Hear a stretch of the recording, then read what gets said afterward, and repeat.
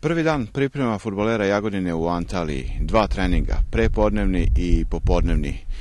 Tokom noći i danas malo je padala kiša, ima dosta oblaka, ali pojavilo se i sunce.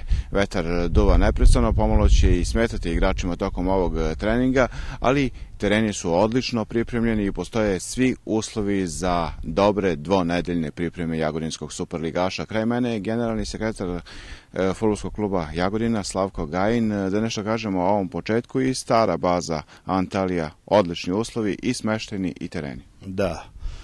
Sve ste rekli u par rečenica, odlični uslovi i stara baza Kremlin, koji nam je i prošle godine i pretprošle dao neophodne pripreme za predstojeće prvenstvo.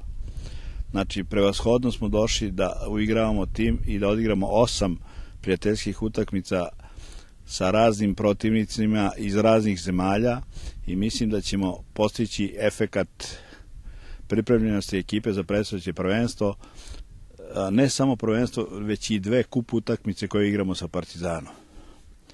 Znači, uslovi su idealni, tako da se nadamo da ćemo postići cilj, prevashodno pripreme za predstojeće prvenstvo.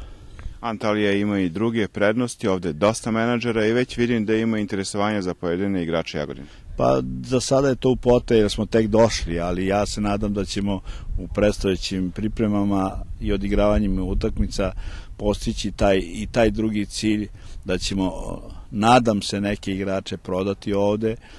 Pogotovo su ti menadžeri skoncentrisani u Belegu, gde ćemo odigrati polovinu utakmica, tako da će imati šta da vide i mislim da ćemo postići cilj. Taktika, tehnika, kontrola lopte, pas igra i dosta trčanja na treninzima Jagodine prvog dana. Stigli smo ovde, sinoć kad smo stigli bilo je malo lošije vreme, ali evo jutros na prvom treningu je vreme odlično, uslovi su idealni, ovo je naša stara baza, dobro poznati tereni, uslovi, tako da mislim da ćemo imati sve što nam je potrebno da se što bolje pripremimo za nastavak prvenstva. Jagodina ne odustaje od svojih principa. Mnogo pažnje poklanja igračima mlađih selekcija, pa je šef stručnog štaba Simo Krunić i na ove pripreme poveo nekoliko igrača omladinske ekipe. Jedan od njih je Igor Ivanović, kojem je ovo drugi put na pripremama sa prvim timom. Od letos do sada do zime se mnogo promenilo.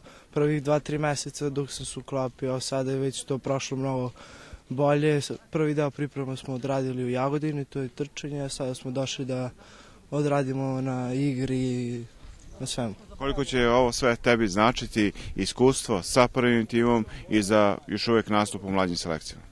Pa meni će mnogo to značiti jer očekujem da zaigram sada u ovoj drugoj polosezoni. U prvoj polosezoni mnogo malo minutažu sam dobio i očekujem sada da više dobijam i da steknem iskustvo tu u prvom timu. Na pripremama u Antaliji subota je za fudbalere Jagodine rezervisana za prvu kontrolnu utakmicu. Protivnik je ukrajinski prvoligaš Volin.